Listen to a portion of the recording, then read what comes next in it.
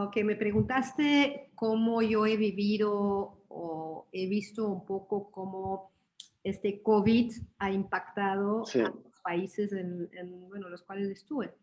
Y de verdad ha sido realmente un roller coaster, no sé cómo decirlo en español, sí, pero un prácticamente problema duro. sí. Es que efectivamente, como tú lo dices, es que todos los países han sido impactados de manera diferente. Y bueno, la reacción de la gente también ha sido diferente en los países que yo conozco, que yo he visitado durante esta pandemia.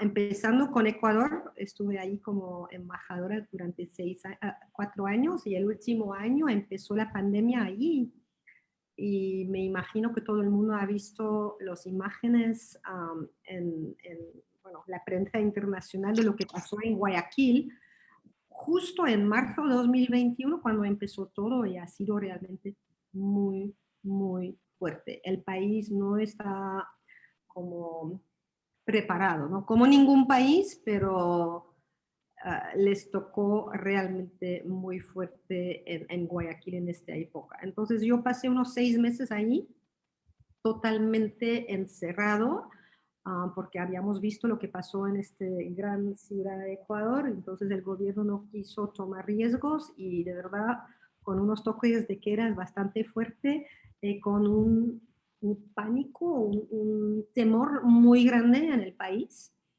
Y bueno, poco a poco se alivió, pero bueno, todavía es un, ¿cómo decirlo?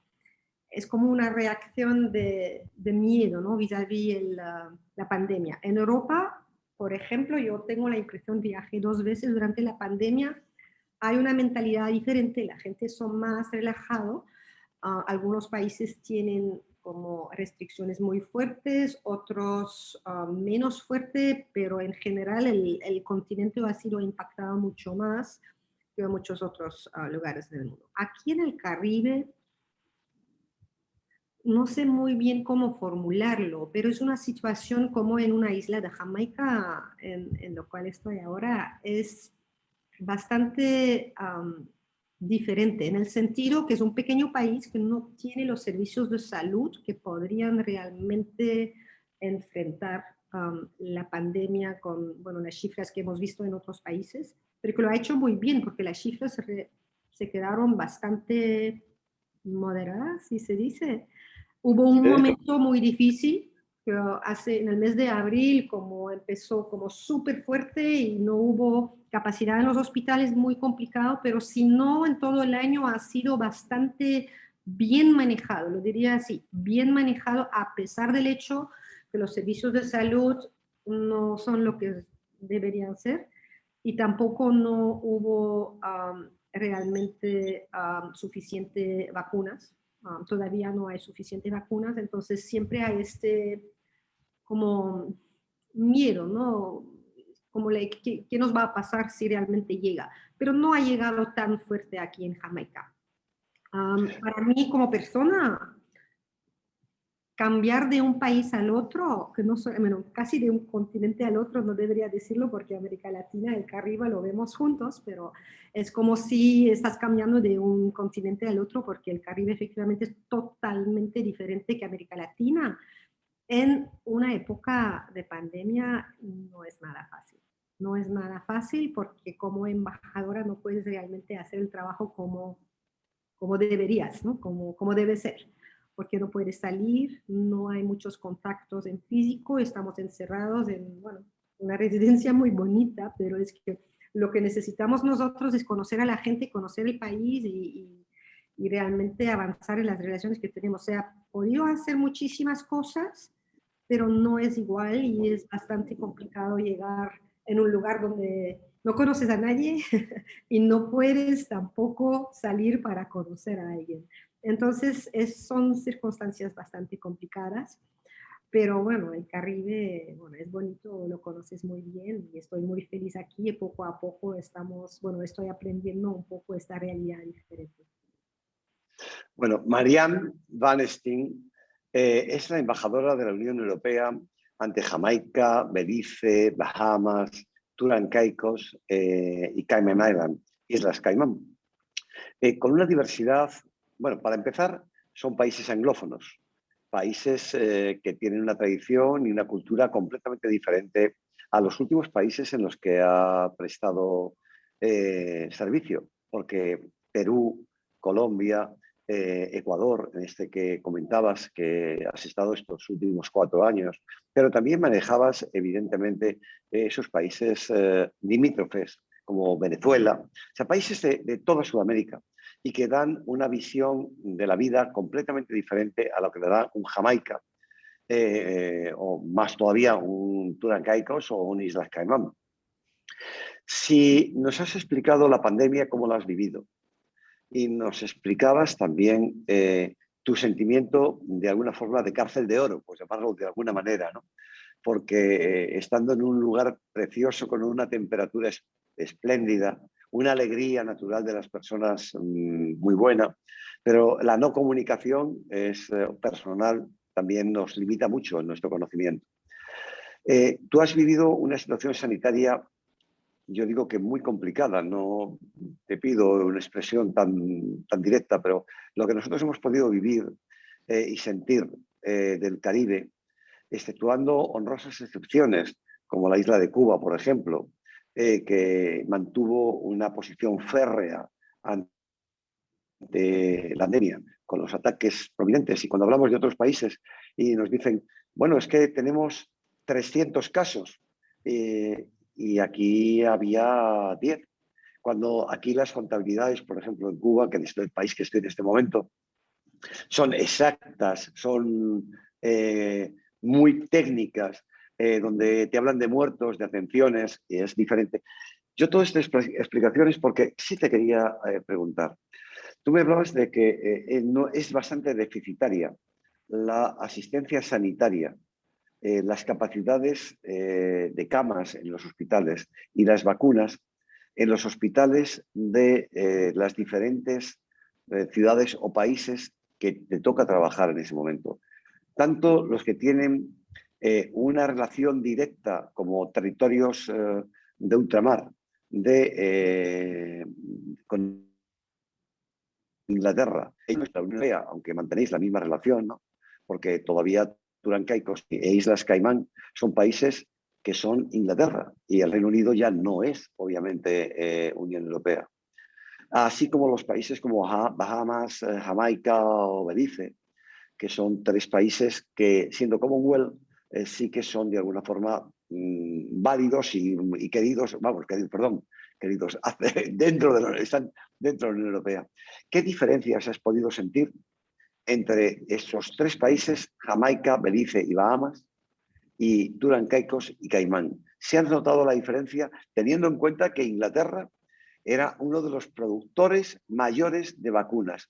¿Cómo han hecho a los territorios de ultramar beneficiarios de esa gran producción de vacunas que tenían ellos? Sí, efectivamente ha sido una diferencia bastante grande. Es como si Turks and Caicos y Cayman Islands son provincias, si se lo puede decir así, del Reino Unido, entonces es totalmente normal también que el Reino Unido les ha enviado de inmediato un número de vacunas bastante importante y que estos 2 países o dependencias, si lo puede decir así, del Reino Unido, sí han llegado a vacunar a su población mucho más rápido. Bueno, no están a 100%, pero ya están más o menos a 70%, si no me equivoco, mucho más rápido que los otros 3 países en el Commonwealth que no han recibido estas vacunas del Reino Unido. Entonces ahí sí hay una diferencia bastante grande. Hay una aportación que la isla de Cuba hizo también o la República de Cuba hizo hacia los países del entorno, con unas brigadas que se llaman Henry Reef, que Premios Excelencias les dio un premio este año 2021, precedente del 2020, por la gran labor que habían realizado en muchos países, incluso en países de la Comunidad Europea como Italia, a la que fueron brigadas importantes de esta digamos de esta división especial médica de Cuba. ¿Cómo se ve desde la Unión Europea en este caso sí es una pregunta muy directa hacia la embajadora en este área del mundo. ¿Cómo se ve desde la Unión Europea este apoyo de Cuba hacia países europeos o del Caribe y su entorno? Bueno, demuestra, por supuesto, la solidaridad que tiene Cuba y la excelencia de los servicios médicos en Cuba, ¿no? Yo pienso que eso es algo para aplaudir y me parece excelente. Si yo puedo volver un poco la pregunta también, es que, bueno, ¿cómo ven lo que están haciendo los europeos vis-à-vis los países caribeños? Porque yo lo que, no sé cómo formularlo, pero nosotros siempre hay esta crítica que la Unión Europea, los Estados Unidos, el Reino Unido no están compartiendo sus vacunas como debe ser. Yo no estoy completamente de acuerdo. Yo pienso que el apoyo por parte de la Unión Europea, yo solamente puedo hablar por parte de la Unión Europea, por supuesto, ha sido y sigue siendo sumamente importante. Hablamos antes de todo del apoyo financiero a los que han descubierto las vacunas, porque eso se olvida muchas veces, pero es que eso ha costado muchísimo dinero también de los contribuyentes europeos. Y yo pienso que ahí hemos podido ver el desarrollo de vacunas mucho más rápido de lo que es normal, ¿no? Yo pienso que eso ha sido un valor añadido por este lado y también nosotros hemos contribuido muchísimo y seguimos contribuyendo mucho a un sistema multilateral. O sea, ¿tú entiendes? Sí, perdón. Es COVAX, ¿no? Probablemente los que están enterados de este tema saben que estoy hablando de COVAX, que es realmente un mecanismo en lo cual no solamente hemos hecho muchos recursos financieros, pero es un mecanismo multilateral que envía las vacunas hacia donde hay más necesidades. Sabemos todo que no va suficientemente rápido, nos gustaría ir más rápido, pero la producción no es todavía lo que debe ser. Pero me encanta que eso es un sistema multilateral en lo cual nosotros europeos, pero también los canadienses, también el Reino Unido, también los Estados Unidos, estamos juntando nuestras tentativas, lo voy a poner de manera muy humilde, para ayudar al mundo, porque sabemos muy bien, si no ayudamos a todos los países en el mundo, ese virus nunca va a desaparecer. Entonces, ahí quisiera hacer la diferencia entre COVAX y otros países que están compartiendo sus vacunas, quizá más con razones o como ¿cómo decirlo? Lo que está detrás, una voluntad política. Para nosotros no estamos entrando en un juego geopolítico, es demasiado importante, se trata de la salud de la gente. Sabemos que lo que estamos haciendo no es suficiente, pero seguimos trabajando para que lo sea para todo el mundo. A mí me gustaría que nos explicases, para que nuestra audiencia pueda entender también, cuál es la misión de una embajadora, o un embajador, obviamente, de la Unión Europea en los países del Caribe o en los países de Iberoamérica. ¿Cuáles son las principales razones de existencia de que la Comunidad Europea tenga una oficina y tenga una embajadora, cuando todos los países de la Unión Europea, independientemente, tienen su propia embajada en esos países también? Sí, la misión es bastante amplia, porque de verdad, en general se dice que un diplomático debería hacer todo lo que se puede para fortalecer las relaciones entre diferentes países, ¿no? Oye, para mí, en mi caso, es entre la Unión Europea, que son 27 países, y los países por los cuales estoy encargada. Se trata de muchos aspectos. Se trata de relaciones políticas, se trata de relaciones económicas, comercio, inversiones, también de cooperación. Seguimos teniendo bastante cooperación con los países del Caribe. Entonces es como muy amplio. Pero déjame decir una cosa. Yo pienso que en el siglo XXI los desafíos que enfrentamos ya no son desafíos que podemos solucionar solos. Si hablamos de cambio climático, podemos hacer todo en los países, en el territorio de la Unión Europea, pero si no trabajamos juntos con los otros países en el mundo, sobre todo los Small Islands Developing States, SIDS, Oh, el Caribe, es que nunca vamos a llegar a luchar contra este fenómeno. El crimen organizado, la pandemia, el money laundering, lavado de dinero, todos estos temas sí. son realmente temas que ya necesitamos aliados, que sea un país grande, que sea un país pequeño, es que bueno, todos los países son importantes y ahí yo pienso que el papel de nuestras embajadas, delegaciones en los países de Iberoamérica Latina es sumamente importante porque el mundo ha cambiado. No es solamente solidaridad, no es solamente dar algunos fondos para proyectos, para ayudar a los países pobres. Yo pienso que ya hemos pasado esta fase. Lo que queremos ahora es más bien tener partnerships, como ser socios y enfrentar los ¿Socios? desafíos juntos. Sí. Esa presentación, evidentemente global, de una embajada, implica las diferencias que hay de los tratos de unos países y otros respecto a los países que son representados. O sea, no tienen las mismas relaciones un país de la Unión Europea con, no sé, con México que el que puede tener otro país de la Unión Europea. O sea, que son diferentes tratos políticos y económicos. Vosotros sois también un consolidador o un juez, no un juez, sino al revés, un apoyo entre los países de la Unión Europea y los países en los que estáis representados.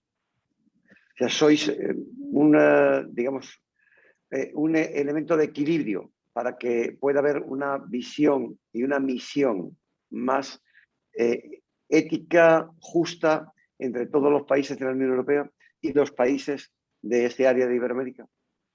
Yo no pienso que podemos decir que las delegaciones de la Unión Europea o los embajadores, las embajadoras, estamos buscando el, ¿cómo decirlo?, atenuar un equilibrio entre posiciones que pueden ser diferentes. Nosotros y yo en particular, como embajadora, yo solamente puedo representar a la Unión Europea, al conjunto de la Unión Europea.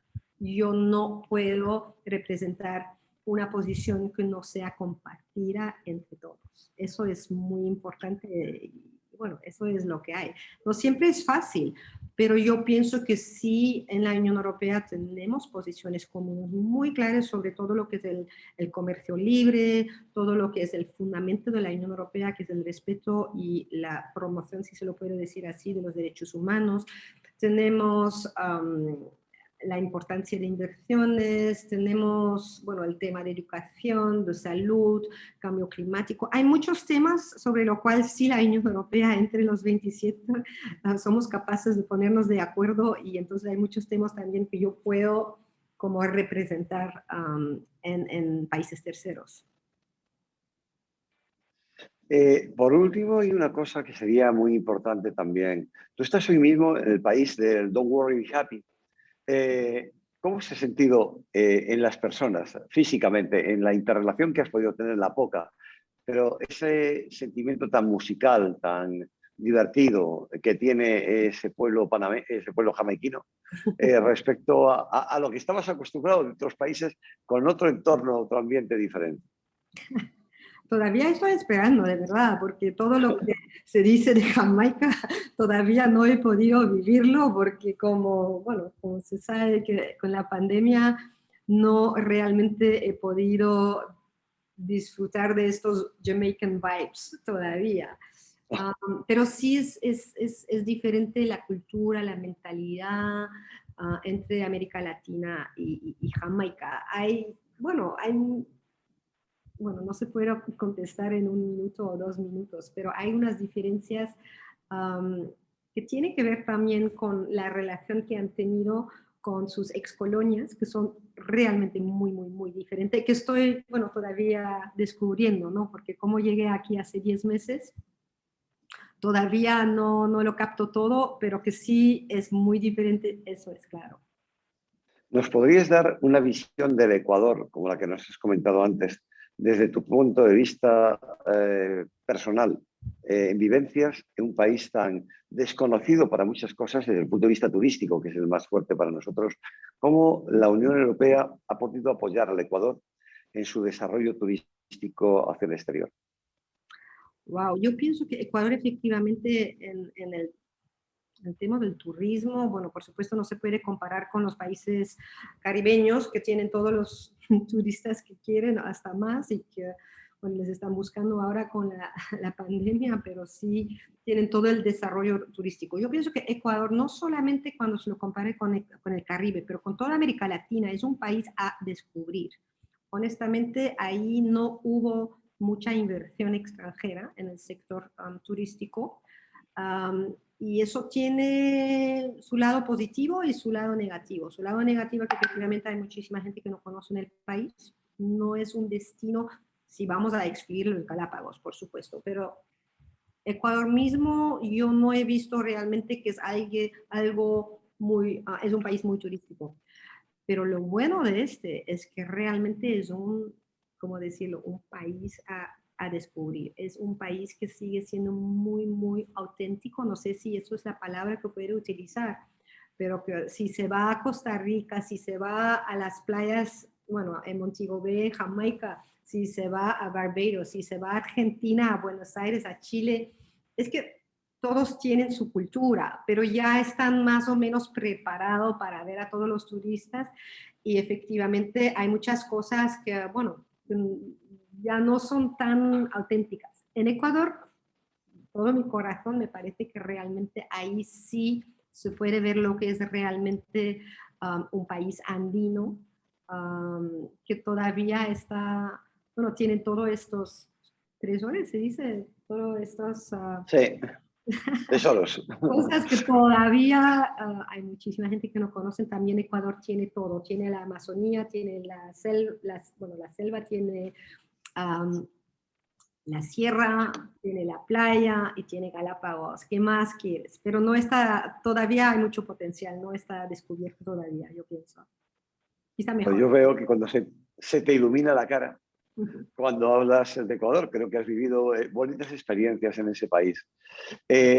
Yo recuerdo cuando te conocí que estábamos en España y nos conocimos, bueno, mientras nos conocimos en Ecuador y luego nos volvimos a ver en España haciendo el Camino de Santiago. Como sabes, soy caballero de la Orden del Camino de Santiago y a mí me gustaría, aunque sea una pincelada solamente, ¿qué sentiste o qué pudiste ver cuando fuiste a España, estuviste en Santiago de Compostela y pudiste apreciar lo que pasó dentro de la Orden, esas entradas, las capas? ¿Qué te pareció aquel espectáculo, aquella acción? Bueno, para mí eso se llama experiencia, historia, cultura, algo que yo he descubierto ahí que no conocía, de verdad. Me pareció muy bonito, me parece muy europeo porque tiene todo este aspecto histórico, ¿no? Que realmente ha sido realmente encantador, se dice así. Sí. Una experiencia, es descubrimiento de mi parte que no conocía, que es parte de Europa, pero Europa todavía tiene muchas esquinas que no conozco que vale, vale la pena. Bueno, yo tenía que aprovechar este pequeño espacio para por lo menos meterte algo de la Orden del Camino de Santiago y que me contases, porque Sabía. Ecuador me ha dejado... O sea, yo necesito que conozcas más esas islas en las que hoy representas, que esta pandemia desaparezca y te permitan hacer esa labor maravillosa que seguro que vas a poder realizar como has hecho en otros países. Pero tú eres una mujer especializada en negocio, en introducción de países dentro de otros países, relaciones entre Estados Unidos, Comunidad Europea. Toda esa experiencia que tuviste en los países del norte de Europa, ¿cómo la puedes trasladar hacia el Caribe? ¿Cómo te ha servido? ¿De qué te puede servir? Sí, es una buena pregunta, pero no es fácil la respuesta en el sentido que el Caribe, como geográficamente está mucho más cerca de los Estados Unidos, en términos de comercio, hasta inversiones también no está realmente orientada hacia Europa como América Latina. Yo pienso que la relación comercial entre América Latina y Europa es mucho más fuerte. Que aquí también, porque en las islas no tienen tanto para exportar, lo voy a decir abiertamente, es que es más bien que ellos atraen, más bien son servicios, turismo, call centers, pero exportar no tienen suficiente volumen para exportar. Es diferente con América Latina, que realmente ahí sí hay volumen y hay interés, y el mercado europeo es un destino muy importante.